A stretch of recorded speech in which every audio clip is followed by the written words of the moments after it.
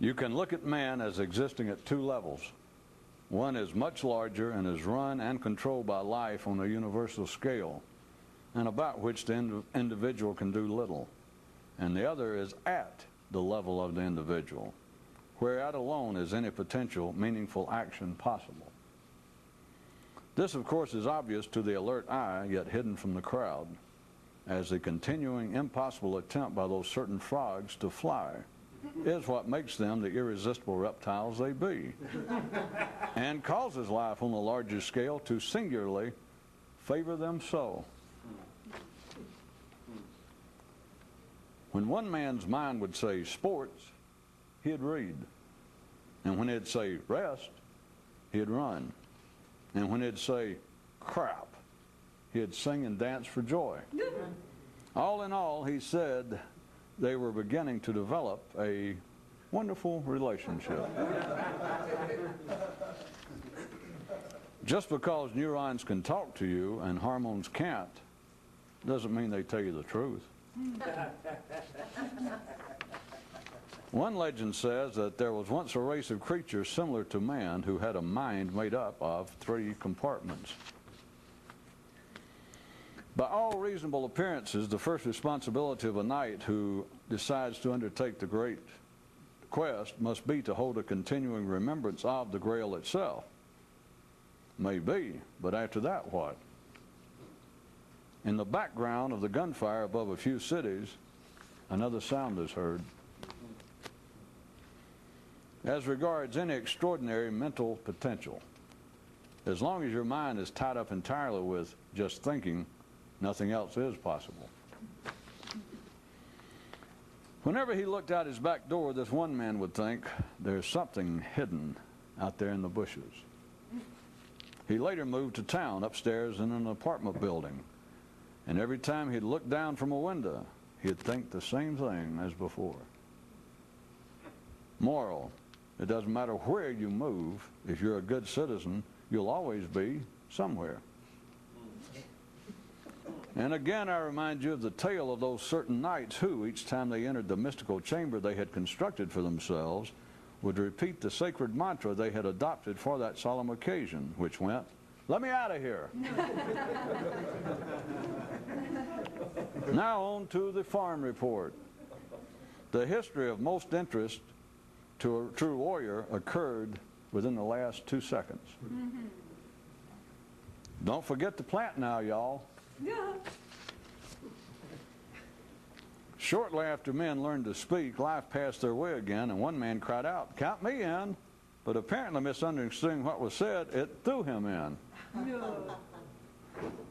Only awareness freed from the confines of mere thought can feel at home anywhere, which is the mystic's proper residence. As the irreversible seeker of the Grail draws closer, he increasingly keeps that which he discovers along the way quiet and to himself, in preparation, no doubt, for the final silence that will surround the ultimate discovery. Today's cliche update. Not only is history always written by the victors, but also is all truth proclaimed, put forth by those who know it not. The losers, in other words. One man kept a dictionary just to ignore it. He developed a vocabulary just so as not to use it. He considered all ideas so as to discard them. And was finally able to consolidate all of this simply into his relationship with his own so-called mind. In one realm, it was possible for seekers of enlightenment to see those who had it as being anti-enlightenment. As regards any extraordinary mental potential, as long as your thinking is concerned with what everyone else's is, nothing else is possible. On this one world, they dress up animals to look like men just to make sports of the beast. Just to make sport of the beast. While on a neighboring one, they do the same thing, but to have a laugh on man. Those upstairs can sneer at those down below, and those down below can dismiss those up above. But what neither can do is direct such sentiments toward themselves in a useful, understood manner. Moral. It takes the keenest of eyes to ever find humor in architecture, which, of course, is all we're talking about. Theo-historical update. From one view, the religious would have gained more had they, instead of building awe-inspiring cathedrals, spent the energy in the construction of themselves. But alas, strike alas, but alas, such is how things must go amidst a crowd. Alas, alas my ass. The activity natural to man's mind is like a made-up game. Made up, but real enough. Illusionary, but solid as hell. Meaningless, yet necessary for man to be man. Now tell me, what other creature can make such a claim? Every new territory has two possible ways of entry, and no alert explorer ever forgets this. City news that no one seems to use. Only those hoping to escape its grasp speak of morality. Well, yeah, says one man, but ain't that true of everything over there? One man thought, without drugs, I am nothing. But who thought that? The man or his mind? In one universe was the evolutionary status of each world determined by its frequency of use of metaphor and allegory. In cheaper, backward ones, this was done simply on the basis of speech itself. Thank heavens you're not a cheaper, backward one. What? To your chagrin, the doctor is in. The true, the fundamental, the complete and all-inclusive difference between an alert man and everyone else is that an alert man is alert. Send in the next idiot. I mean patient. Some nautical news that could spoil your blues. A foolish ship can be kept well afloat by the act of taking it seriously. Ahoy there, y'all. Better go change out those nasty old things. As regards any extraordinary mental potential, as long as your thinking consists entirely of thinking, nothing else is possible. Morality, a new view. Those who don't live to regret it haven't properly lived.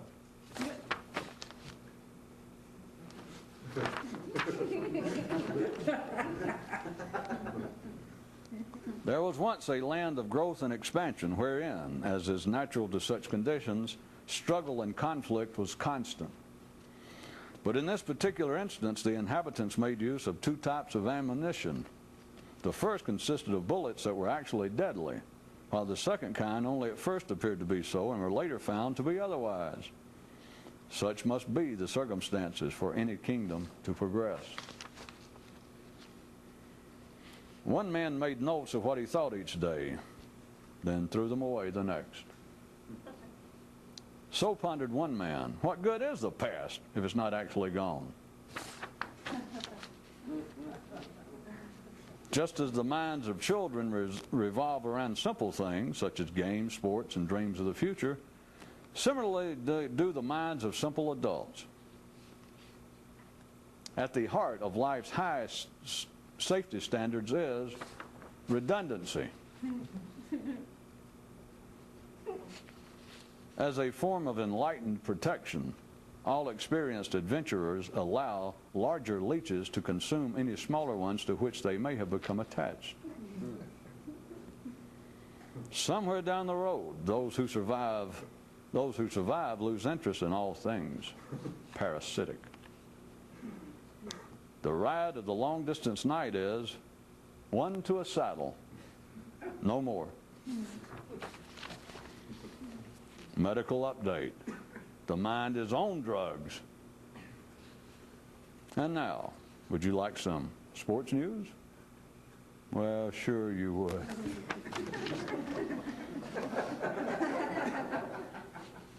In maturity. In this one land, the beings do not grow up, but rather sideways. I advise you to never visit there, for two-eyed creatures have one hell of a time ever finding their way out. In a form of assumed self-defense, one man's mind said to him, "Look, without thought, what would I be?" I must tell you, however, that this was a purely rhetorical question, in that an ordinary mind is not equipped to really want to know the answer to this. One man began to carefully monitor the amount of garbage and waste leaving his residence to see if it matched the amount coming in.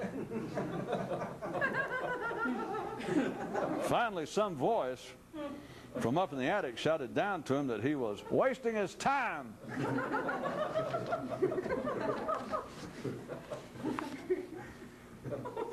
One man had a weird relative who lived out in the boonies who wrote him and claimed that out his way were lions who lived in trees and kept the birds mostly on the ground. Thus conclude this evening's foray into neural anthropology off the wall. Some psychiatrists petitioned the king to have him officially determine and declare the specific distinction between mystics and the insane. But His Grace, under his breath, advised the group, "You don't really want me to do this." Conclusion: mental health begins at home, but only if you don't stay there too much. At parties, one man would pull out his mind and in front of everyone say to it real loudly, "Come on, do some tricks for us." Till one time it up and replied, "Okay, but first you drop your pants and bend over like you do for me in private."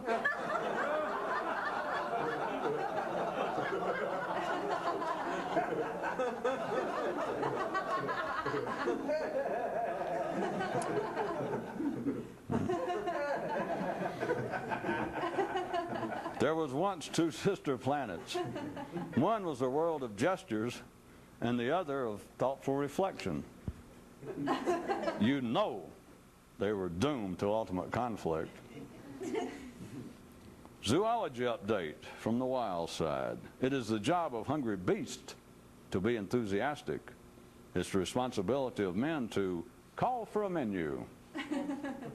"Au garçon, over here, yoo-hoo." Okay then, you want to play like that? Political update. In a fit of faux revolutionary fervor, one man cried out and pointed, "I regret that I have but the one life of my uncle over there to give to the cause." He later confided that he was glad this scene was set in a physical external context rather than in terms of an inner mental one, which would have required much, much greater sacrifice on his part. What? You still haven't had enough?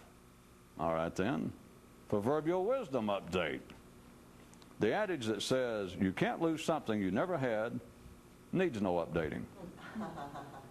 Now you really ought to quit while you're ahead, which should have been before you started. Men will accept the idea of their physical repertoire being limited, but not their mental. At least not those of a limited mental one. One man began to find his normal food cache deteriorating at an ever-increasing rate. He was greatly pleased at this favorable turn of events. The only form of gambling available on this one world was a game known as Two of a Kind, which actually contained no elements of chance. As regards any extraordinary mental potential, as long as your mental awareness consists of nothing but thinking, nothing else is possible. A brief survey of the workings of the city mind. One lexicologist said that in the compiling of a dictionary, the collecting of the words is not the task as much as is the putting them all in order. Not only is a mystic always anachronistic in the wide, literal, temporal sense of the word, but also in a more personal, immediate, sequential sense. In the mythical court of King Arthur, a true and faithful knight is always out of order. Hear ye, y'all. Science news. In the lab, frogs can be made to fly, fish to fetch water, coal to promote warmth, and the decomposed to revive itself. What lab is this, you ask? 'tis the lab all men carry with them. It is only in the land of dwarfs that imagination is properly condemned. Oh, you who, over here, Mr. Swift, were you looking for me? Mathematics is an intrinsic as opposed to learned skill, in that as soon as they can think, all men immediately count to 2. In an alternate universe was a certain game played, which proceeded from its beginnings to its conclusion, while simultaneously was played in the opposite sequence. And even though 'twas an enriched improvement over its original, monodirectional version, it never acquired common popularity due to the average spectator's inability to locate or use trinoculars. In a land of two-handed seekers, a two-dimensional grail can never be found. Indeed, it cannot even be said to therein exist. Do you begin to gradually realize that anything the eye can presently see has no useful pertinence to that which a mystic needs to see? More city news, not part of city views.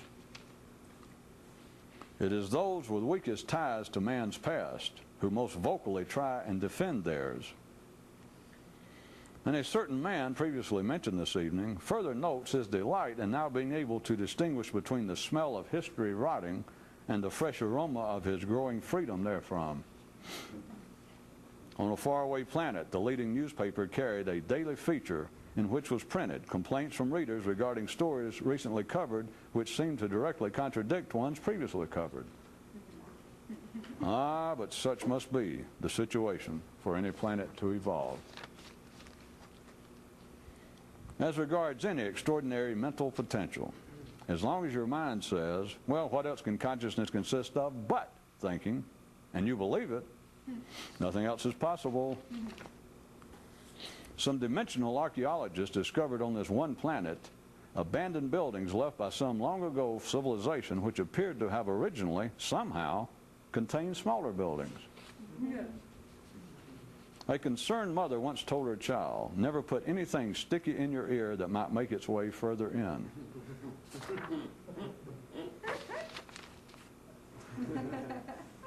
Man's present brain has 2 sides for the simple reason that he's not yet fully grown. Adage extension. You can't learn from a past that runs but one way. Trying to think for yourself is a wasted effort if you improperly perceive what is self. On a visit to another city, a man heard it announced that their doctors had developed pills that could help you remember and pills that could help you forget. And he was curious as to why they'd wasted half their time.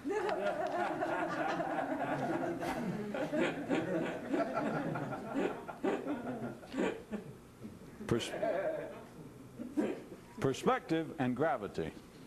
A knight on horseback can see more than one on foot, and one on wing more than one on any mount. And a parting word from poison control. If awareness was cyanide, who among men could do themselves in?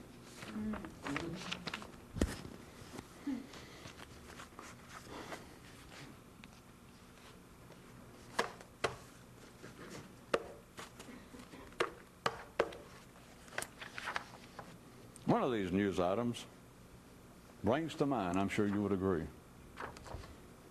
something else.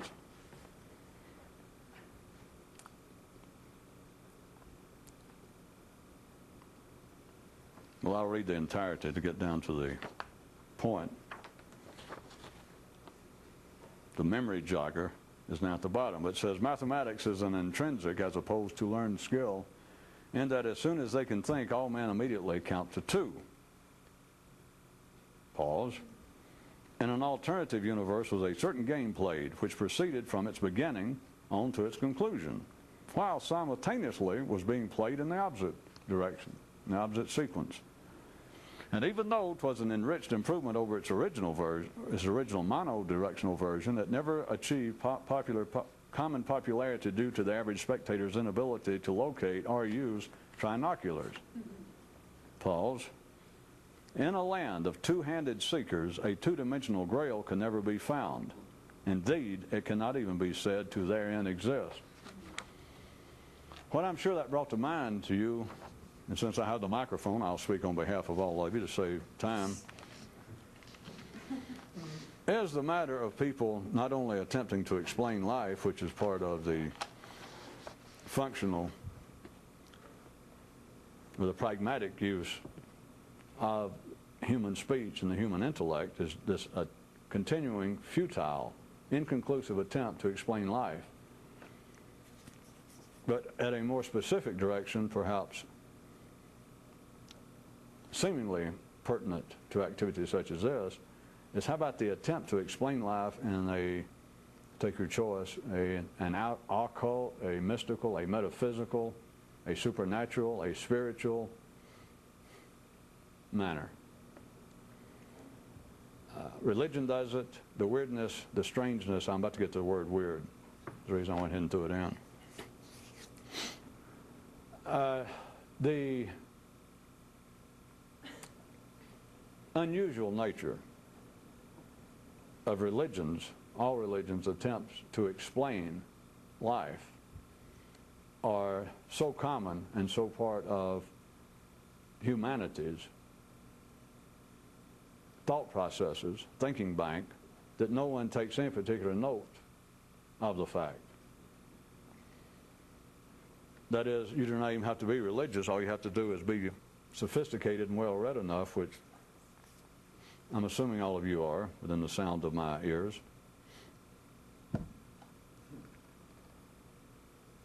That even if you're not a follower of the particular religion dominant in your part of the world, you do not specifically take intellectual umbrage with its verbal, theoretical influence on your community.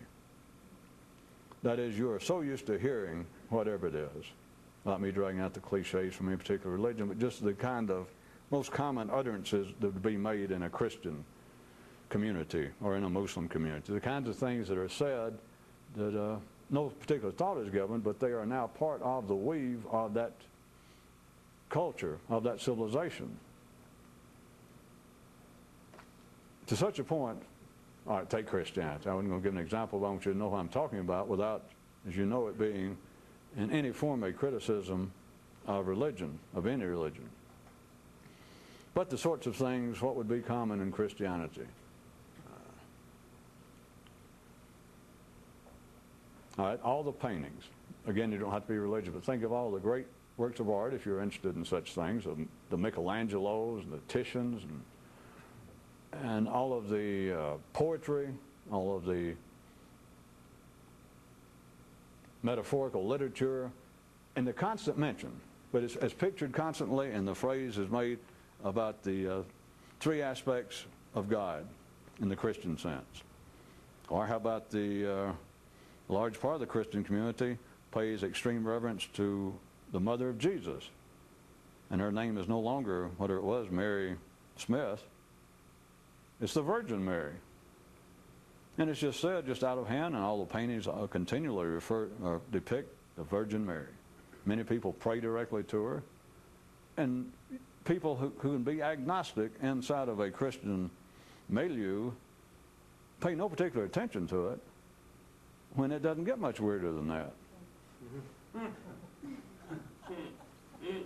Or, well, all right, there's an equally weird one. The whole idea of a person, Jesus, a godlike figure, dying for your transgressions, dying for your shortcomings, dying for your sins, which is your flaws and shortcomings. That is perhaps the best example, come to think of it. Because, again, you don't even have to be Christian. You can be an atheist, and you still do not find a great deal of thought contrary, with that idea, and even contrary, if you're fairly verbally, literally sophisticated, you might even find the idea of the cross, and the whole, if you take it as some sort of metaphor or just a myth of the crucifixion of Jesus, then you take the idea, you can turn it into all sorts of non-secular metaphors. And just the idea of the cross. People wear a cross that obviously, or by all appearances, have no interest in religion. It's just become, it's a piece of jewelry. It seems to have an attractiveness to it. It's almost one version of the golden mean idea. When it's drawn just right, those two little lines, it just seems so neat, that one little horizontal line, and then this vertical line that's, I guess, about twice its length, and it crosses up there somewhere in the upper third portion. It just has a neatness to it. And verbally, literally sophisticated people may also have the knowledge that the story of God's dying for the shortcomings of men had whiskers down to the floor before Jesus was ever born. I mean, as soon as you can find any records of civilizations, of groups of people, even just small tribes from the South Pacific to the Arctic area, much less Europe and the Middle East, as soon as there's any sort of cultural history of man, there's a story somewhere, because they always begin to talk about the overwhelming nature of nature, and then it's just one step from that to personifying it into gods, and right after that is always followed up on, very shortly after they progress from sacrificing animals to the gods to try and bring back springtime, try to bring the sun back, and etc., warm weather. It goes from that to stories of some figure, a Christ, a Jesus appearing, and he dies. He willfully dies for their shortcomings. Now, even atheists will take that story as something other than what I'm about to point out it is. It's weird as hell. Think about it. Without it being any criticism of religion, culture, or anything, just the idea. To begin with, the tacit idea I wasn't even going to get into, but that man has shortcomings. And they always are put in much stronger terms than that. It's why the Christianity, most religions have a word similar to sin that has connotations inferring of that it carries even afterlife connotations or consequences. It's not just a flaw. It's not just, well, you're kind of overweight. No, not that kind of flaw, even if that is the point, even if some religion is founded by a real skinny guy. And of course, he's the thing, one of the first sins he's going to point out is, thou shalt not be fat. Because you got to do something to the people to make them feel guilty so they'll keep coming back. And if he's got any sense, you know, if he's a smoker, he's not going to condemn smoking, but if he's naturally thin, that'd be the obvious one to say, blessed are the thin, and shame on you people who are fat, because it shows that you're just not up to our standards. Don't tell me you're lost already. At any rate, they do not take it simply as being a flaw, which I'm saying it is, but they will say it's a sin, and that connoting much more than some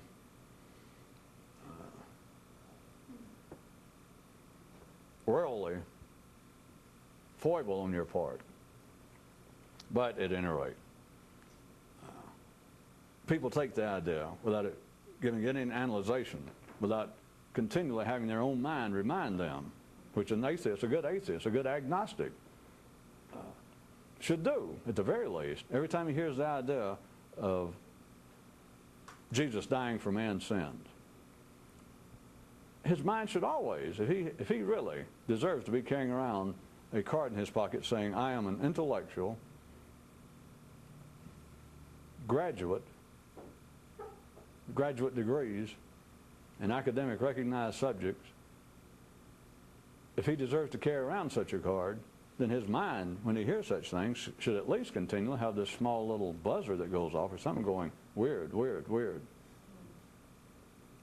Even if he could do it, at best, with no great degree of hostility toward whatever the subject was, but if people, ordinary people, are intellectually, or are intellectuals, then they would have such a continuing operation going on in their own mind to remind them of, how about this kind of thing that is taken as gospel fact, that is taken as absolute fact, is taken as cultural reality, is taken as a norm of our civilization, and it is nothing but weird, weird, weird. But that does not happen. I mean, someone will condemn it if it's pointed out to them.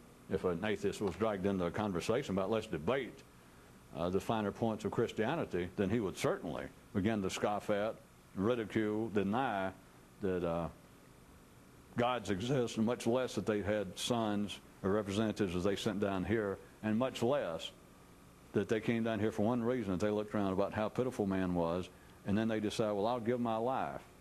I mean, they just start picking it apart. Like, well, God can't give his life. It's a sham anyway. You say he's going to die.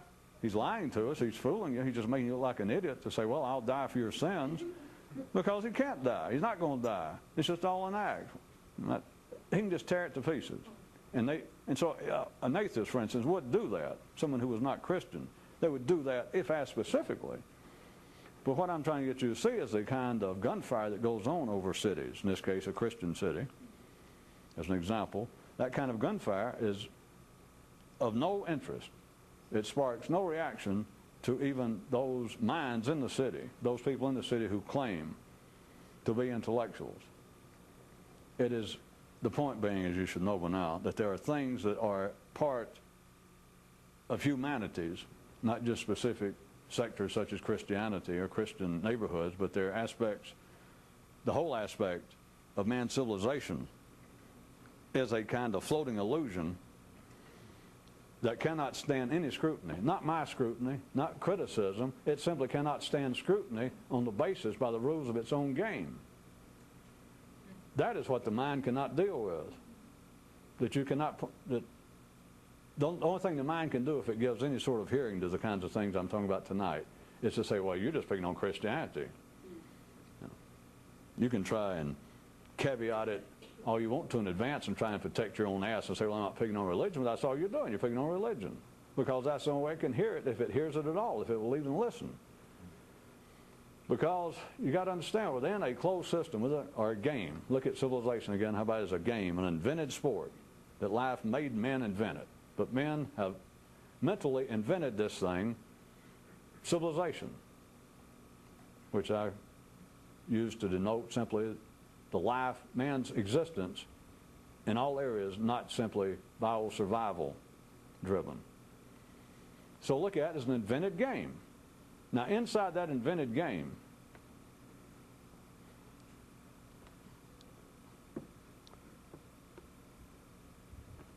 there is no conclusive proof available as to the validity of the game.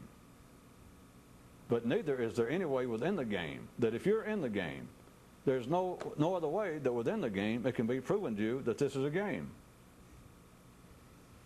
I gave it one shot several nights ago at the tail end of some news item, pointing out that no matter how astute may be the king, as long as he's on the chessboard, he cannot fathom any of the instructions, any of the thought going on that's actually controlling his movements. That as long as you're in there, there is no conclusive proof that whatever the game, especially the specifics, like Christianity, just for instance, or any religious model, any economic paradigm, any school of philosophy, that once man has invented it there within this closed, invented game, this system, with this game, this sport, once man has invented it and it's now in there and it's operational, and by operational you have large numbers of people who take it seriously. And they begin to debate it. That's what I was getting at the other night with that example of people debating certain fine points to the Catholic, or to revising Holy Writ. And them discussing it very seriously, educated, reasonable men discussing down to minute details about, should we be tampering with this? And again, as I was trying to get you the other night, any of those in such a discussion who actually deserve the name of thinker or philosopher should think to themselves, or suddenly it come to them, what in the hell are we doing? But they cannot. It is not possible. No one can come to their senses in the middle of the game. You cannot pick up a rook off of a chessboard and slap it till it's silly and say, snap out of it, you silly little bishop, you silly little knight. Don't you see what this is? And you can slap them until the wood splinters, and they can't see. What's there to see? You can say, this is a game. And let's assume that the poor little knight or pawn had some philosophical abilities, and they might go, all right, I can dig that if you want to call my existence a game. And you go, okay, all right, now we're getting somewhere. And he goes, okay. And you go, but listen to this. Somebody's reaching down there and moving you around in the game. You've lost it. You've absolutely lost him. I don't care, he can be the most astute of chess pieces. He can be the greatest thinker in that game, but once you get him that far, he's tried to take, as I made it up, he's tried to make one extraordinary, or at least unusual, attempt at expanding his awareness when you say, listen, this thing you're in, it's a game down there. You take it as serious life, and let's assume, take the position right quick of a chess piece, and you say, you're treating this seriously. You could be off the board, which you could say represents death. Or if he was the king, you end up in check. You end up just finished. They're going to lay you down. Your reign is over. And he's seen this. He's seen the game. He's been through the game. And he understands, to him, the game is deadly serious. And you say, but it's not a serious, this is a game. It's just people moving around.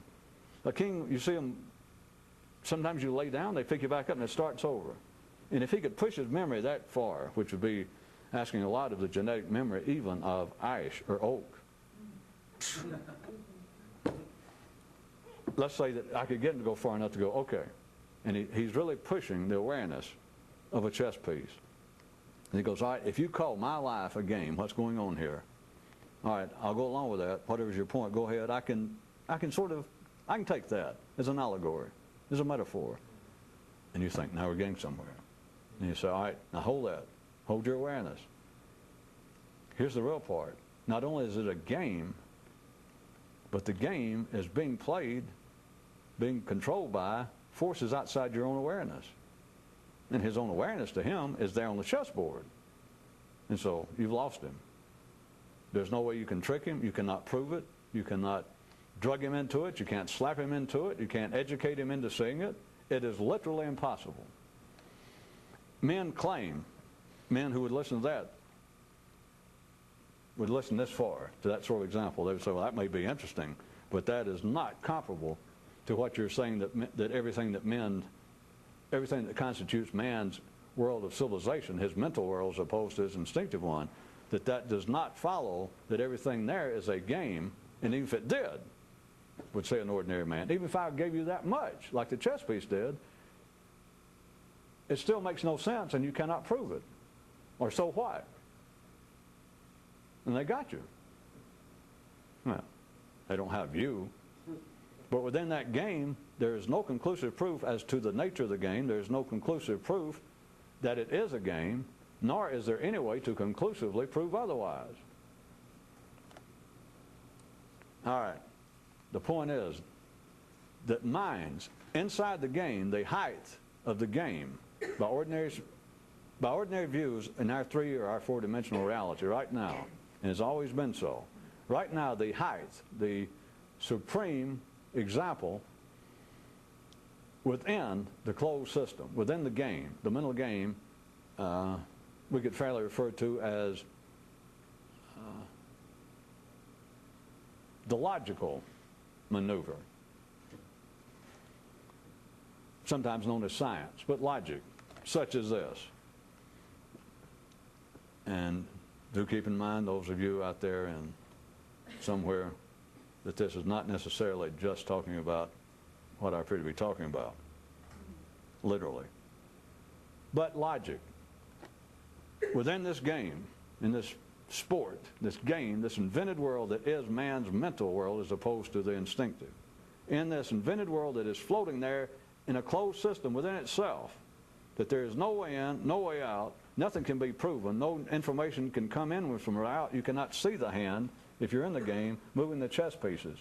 Remember, this is allegory. You cannot see it, and you can't disprove there is one if somebody says there is. So you've got all of that. But even given that, within the game, ordinary minds, that is, ordinary men within the game, would then insist, those at the higher levels of the game at any particular time, the development in the game, they would say that the benchmark of progress within the game is in the area of logic or logical thinking. So they could dismiss, or they could point out the distinction between what they're attempting to do through the use of logic, through logical reasoning, logical thinking, as opposed to the kinds of things I'm talking about people believing in religion and etc., which is sometimes referred to, if it's getting too obscure, as that old conflict between religion and science, is a crude way of putting it. And those of a scientific inclination, which is to say they would be relying on logical explanations. They will always point out, as rightly they should, it's just a continuing conflict necessary in a four-dimensional world for progress to continue, for it to ever, in fact, take on a viable condition, to become viable. There must be this continual conflict.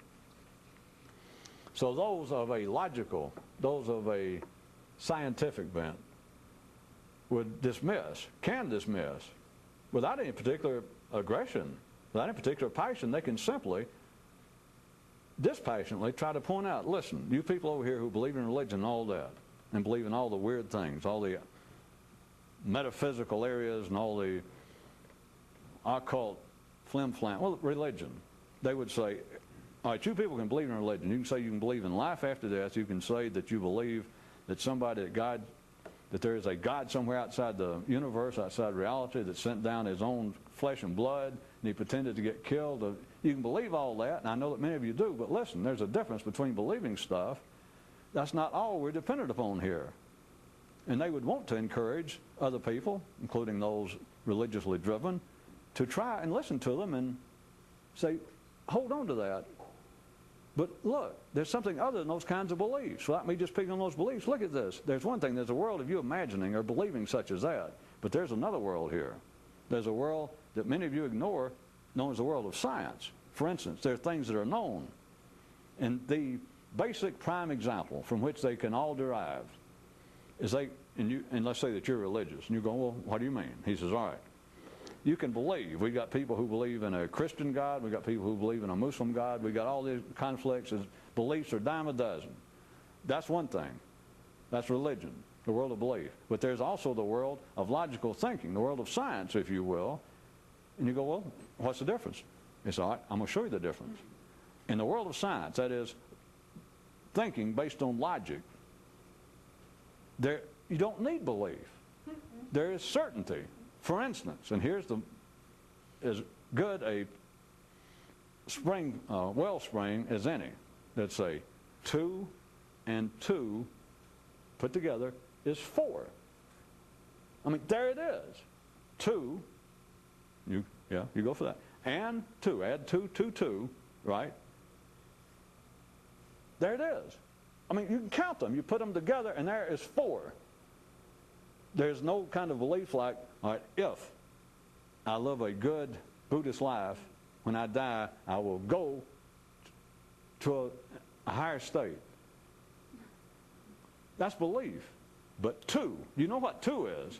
You can be Christian, Jew, Muslim, or atheist. You know what 2 is, yeah? And you know what another 2 is, yeah? All right, put them together.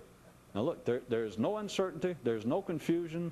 There's no conflicting opinions on from any part of this world. If you're a sane person, 2 plus 2 equals 4. It could not be more logical.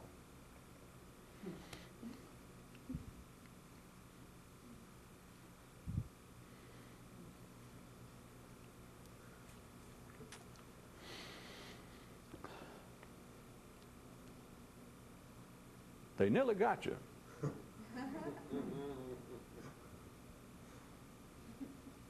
I went through all these dramatics, killing time, kind of hoping that some of you, or at least one person, might suddenly fall out of their seat and go, oh my God, I never imagined.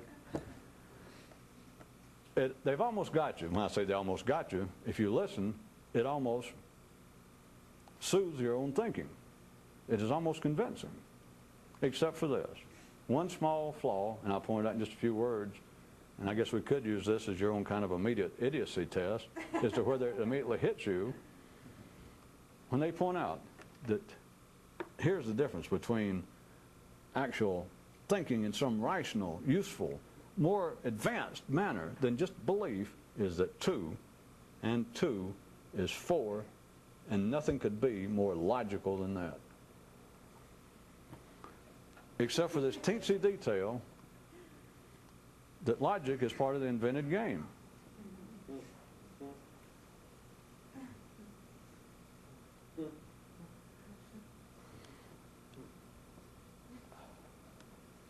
I would sorely love to dive into deeper underwater springs and swim in this, because what that represents, this was not the point of tonight, but what that represents is within the game, at the ordinary level of collective thinking, that does represent the height of collective thought. That 2 and 2 is 4, there it is, it's plain, it is logical. That is nothing new.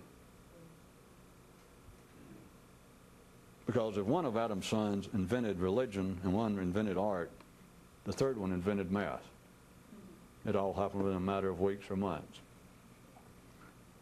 That does represent at the collective ordinary level, within this closed game, this invented game, relatively speaking, within the confines of that game, 2 and 2 being equals 4, and then them stating nothing could be more logical than that. That is, as opposed to anything else, as opposed to anything that is not logical, anything that you cannot see, that 2, plus 2, equals how many? Count them. 1, 2, 3, 4, and there it is. You don't have to look to an afterlife. You don't have to look to a priest. You don't have to look to an astrologer.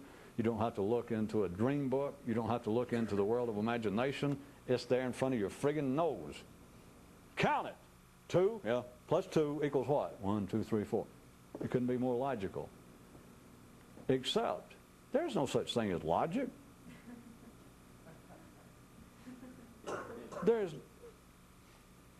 I told you it was the idiocy test.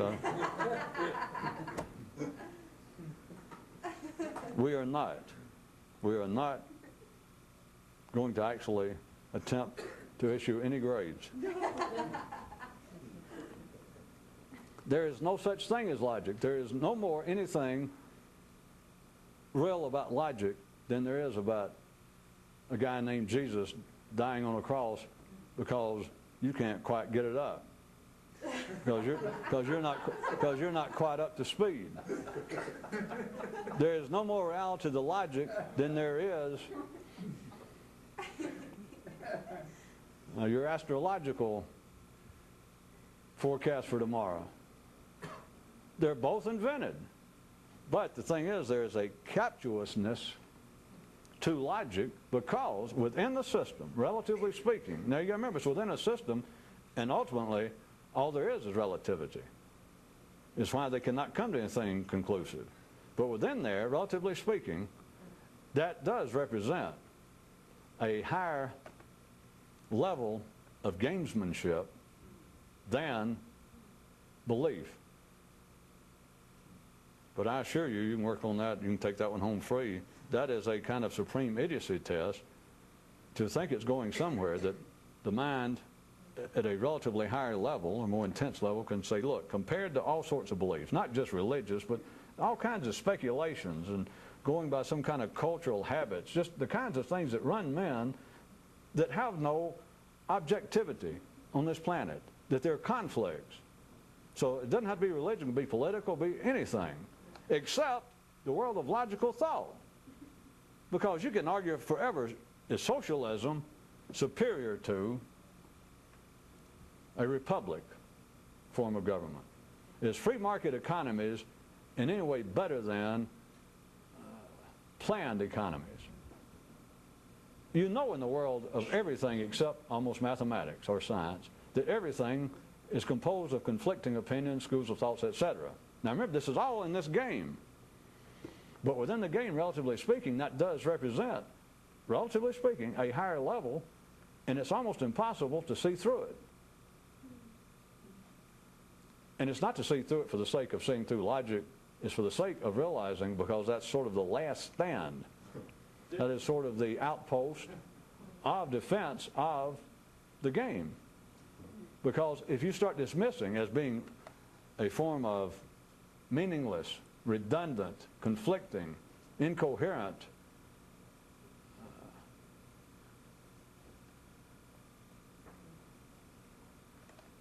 all those adjectives applying to what you perceive to be the world of civilization, man's mental life in general. And if you begin to sort of dismiss it, and you're simply not going crazy, that your wires are not coming loose, that you're still an ordinary citizen, if you start doing that, then sort of the outpost, the final defense of the game is, say, it's sort of the response. You'll feel it when you're yourself. I don't mean it necessarily comes from without, but it sort of will spring you back, pull you back, that you think, well, all right, a whole bunch of this. Politics, I begin to get tired of hearing all this, and everybody yammering, and everybody arguing about this and that. But at least, normally a man's mind, one way or the other, will be pulled over to areas wherein, within the game, there seems to be certainty compared to that sort of thing. And I'm just pointing out that whether a man did this himself or whether it was presented to him this simply or not, I did it at the most obvious, simple level, where it would all begin, is to say, all right, there are all these kind of beliefs.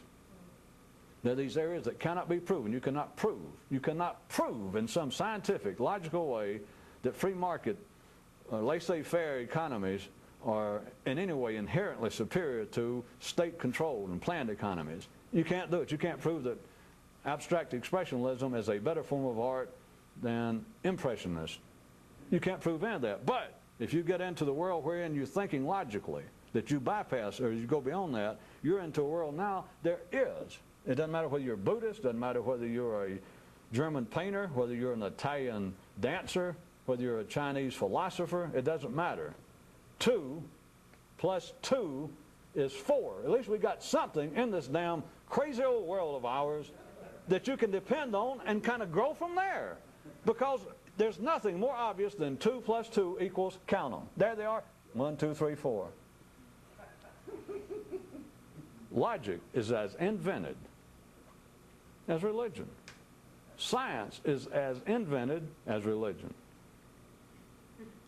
It serves a far beyond what many of you may be getting from my words right now. It serves a far wider reaching purpose than this kind of in-your-face example of me saying, well, a guy, or it would strike you that life is saying within the game 2 plus 2 is 4. But that is always the fallback position. That is like the grounding of all the other weirdness, all the other uncertainties. It is as weird, it is as invented, it is as imaginary, that is 4, as God is. There's no difference. What I was getting at, the point tonight, thank God being out of time as usual. It couldn't work out better if I'd planned it like that. Yeah. Maybe this one was worth even picking up next time, but I was going to point out, men can not only not explain the world in any conclusive manner, they cannot explain it religiously. I mean, that's obvious. People really with their head up their theological rump. Well, the simple-minded within religion, the more simple-minded, of course, would disagree with this, but religion cannot prove, no religion can prove conclusively anything. And, of course, their fallback position is, well, that's what we have faith for. Science cannot prove anything conclusively, and their fallback position is, well, we're working on it. We haven't given up. We don't stop. Nothing can be proven conclusively about life within the invented world of life. Now, you understand, the only area in which men try to prove anything about life, or that any creature does, is in the mental world. At the instinctive level, nobody tries to prove anything. Nobody ever tries to prove that eating actually exists. Yes, my boy, there is such a thing as screwing. Now, I know it's hard to believe, but yes, people do sleep. Now, I know you may just have to take my word for it. I mean, that's ridiculous. Nobody tries to prove anything about the physical world, about instinctive existence. It is only at the mental level that men then attempt to prove, to explain what life is. The point I was going to get to now, next time, is not only can they not do that, and it's, if you can see it, it's just obvious as hell. Once you can see that, hey, 2 and 2 equals 4. That's logical. You're sure it is. Fine by me. That also looks, I don't know, you'd say this under your breath, that looks surprisingly similar to the Virgin Mary, but no, let it go. You say that's logical? You say that's logic?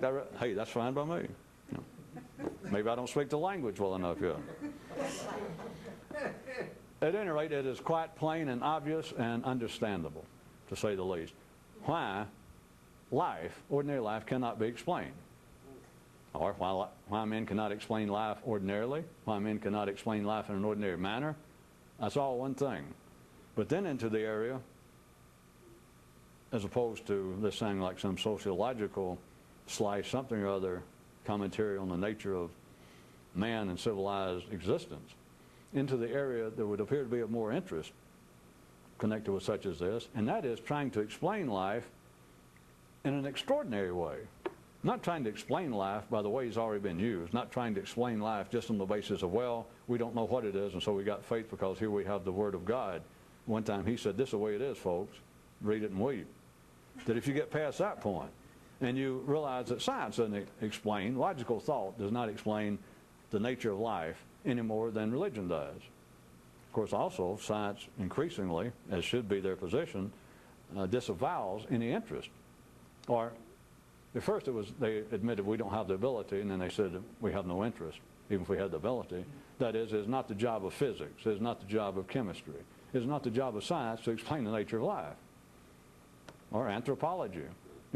It's not their job. Our job is to study this field and explain best we can and come up with theorems that fit the facts as we find them. But as far as there being a purpose to life, that's outside our interest. So, all the way from religion, although they all try to mumble in their beards, all the way from religion to scientists, to logical thinkers, they deny, or they'll admit, that they cannot explain, not in the sense, explain life. Like, what's the purpose of life? Or just explain it. All they can do is collect data, info about their field, and all religious people can do is come up with more ideas, more beliefs. But then when they attempt to do it in the non-ordinary manner, it gets so damn weird that it's unbelievable. That was a very poor way of putting it here at the end. It's just unbelievable, except no one notices it. And I was going to point out to you why. Even when they try to be weird and try to loose themselves from the shackles of foolish, illogical sounding beliefs, and also from, hey, logic, they free themselves and think, well, let's soar. Let's liberate ourselves and not be limited to mundane descriptions. And it gets even worse. Did I get it?